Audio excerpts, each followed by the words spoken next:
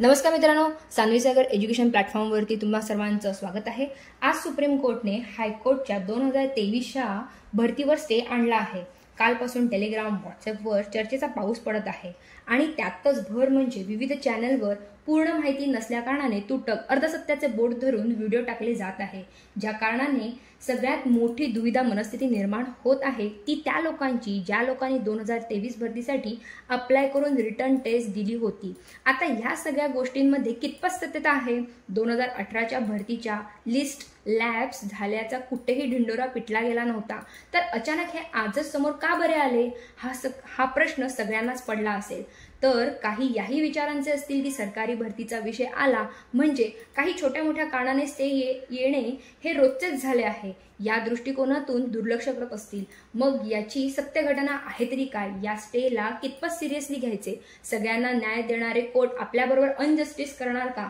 असे अनगणित प्रश्न घुटमळत खात असणारच। आता तर येत्या काही वेळेतच तुम्हाला पडत असलेल्या प्रत्येक प्रश्नाचं निरसन करणार आहोत, तर अजिबात व्हिडिओ स्किप न करता शेवटपर्यंत पहा। आपण प्रत्येक गोष्ट न्यूट्रलपणे समजून घेऊया। तर बघा, असे आहे की सुप्रीम कोर्टच्या आदेशानुसार हायकोर्टच्या 2023च्या भरतीवर स्टे आला आहे, हे तर सत्य आहे। झाले असे की 2018ला 8,931 ची वेकेन्सी आली होती।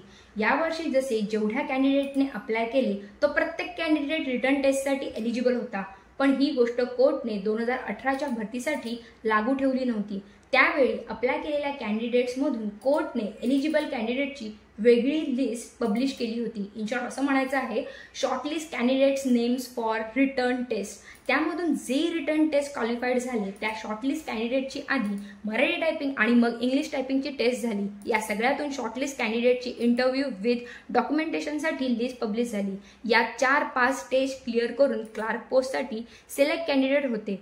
त्याच्या पदभरतीसाठी मॅनेजमेंटने 2 वर्षाच्या कालावधीत रुजू करून घेणे हे बंधनकारक होते।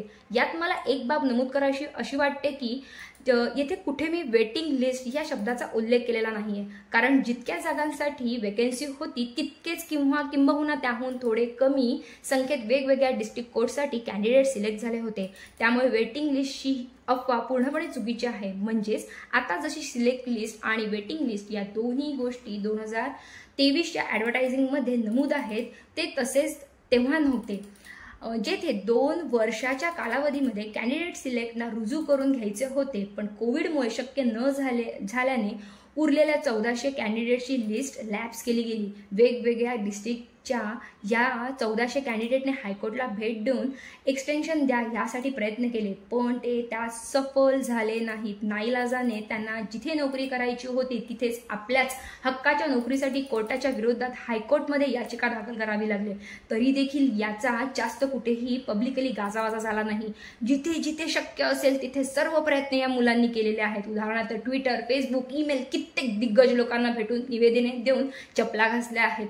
ती मुलं तिथेच थांबली नाहीत, तर आझाद मैदानावरती धरणे सुद्धा आंदोलने केली। बरं, हा सगळा खटाटोप कशासाठी? तर वाढते वय, प्रायव्हेटमध्ये नोकरी नाही, धंदा नाही, नोकरी नाही आणि छोकरी नाही, अशा या मुलांची अवस्था।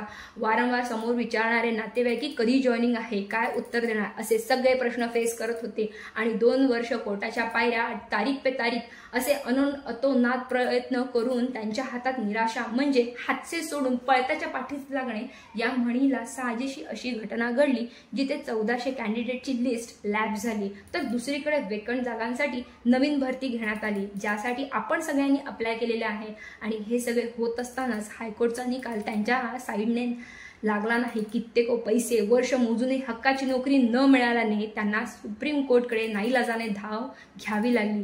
ही तर गोष्ट बोटावर मोजण्या इतपत 30-40 लोकांची नसून तर 1400 मुलांच्या आयुष्याची आहे। तर याला कितपत सिरियसली घ्यायचे हे तुमच्यावर आहे। आता येऊया मेन मुद्द्यावर। या 2018च्या लॅब झालेल्या लिस्टचा आताच्या भरतीवर कितपत आणि कसा परिणाम घडू शकतो?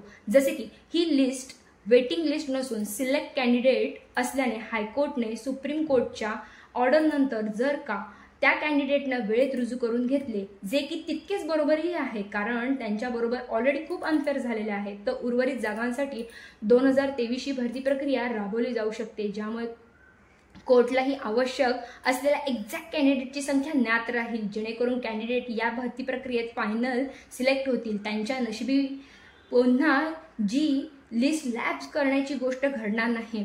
होप तुम्हाला आता एक्झॅक्ट गोष्टीचा आढावा लागला असेल, तरी पुढील येणारे अपडेट तुमच्यापर्यंत पोहोचवले जातील.